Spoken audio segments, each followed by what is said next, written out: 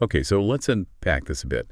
Imagine a leader, maybe on the edge of some huge epic battle. They're making these really bold statements, radiating this almost frantic kind of certainty. But what if, underneath it all, those words aren't really about confidence? What if it's more like self-conviction, trying to talk themselves into it? Today, we're taking an in-depth look at an ancient text, specifically an excerpt from Duryodhana's Delusion, Pride, Fear, and the Armies Compared, chapter 1, verse 10. Now, for those maybe less familiar, Duryodhana is, well, he's the main antagonist in this massive conflict. A powerful leader, sure, but deeply flawed, and he's basically started this war. Our mission in this deep dive really peel back the layers of that public display. What's the true psychological state, and what can that teach us about ourselves even today? Yeah, it's fascinating, isn't it? Because the source describes Duryodhana doing this seemingly simple thing, assessing the armies. He says something like, our army, guarded by Bhishma, who's his grandfather, this revered, formidable commander, our army feels endless. Their army, under Bhima the Pandava warrior, his big rival, feels limited. Simple comparison, right? But the text immediately signals there's more going on. It suggests this isn't just him stating facts. The ancient commentary actually frames it as a declaration to himself. He's trying to convince himself, not just report objectively. It's subtle, but placing us right there, inside his head, even as he speaks. That's a profound psychological insight.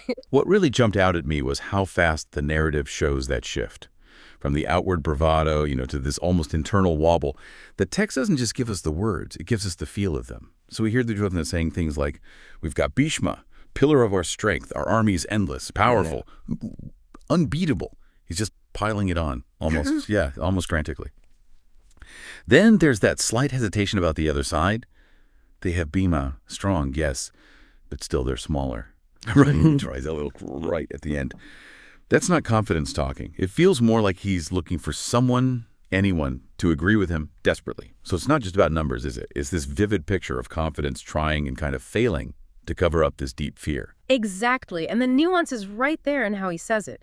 The structure of the utterance itself.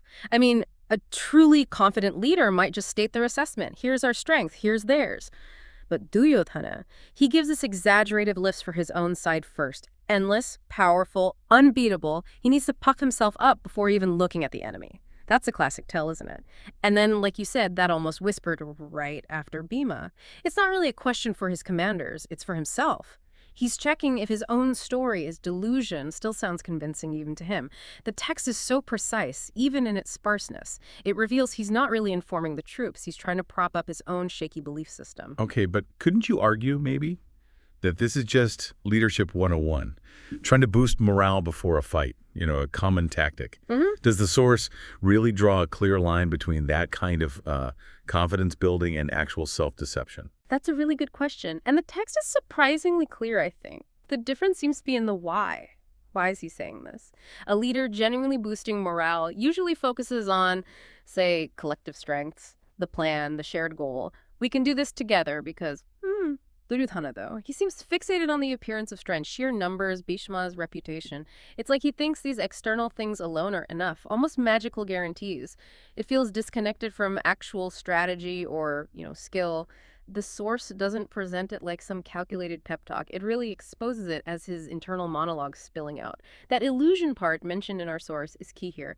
He's not just trying to fool others, he seems trapped in his own distorted view, which makes his big pronouncements less about rallying the troops and much more about desperately trying to manage his own crumbling inner state. Right.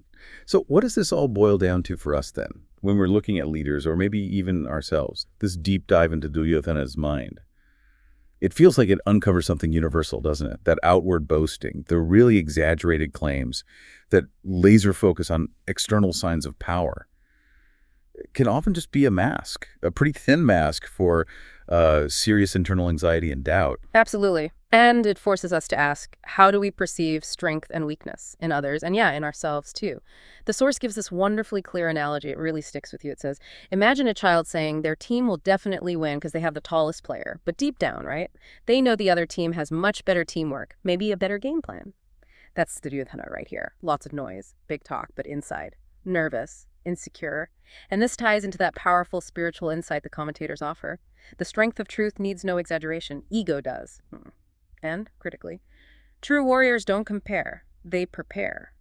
It's about substance, not just show, preparation over posturing.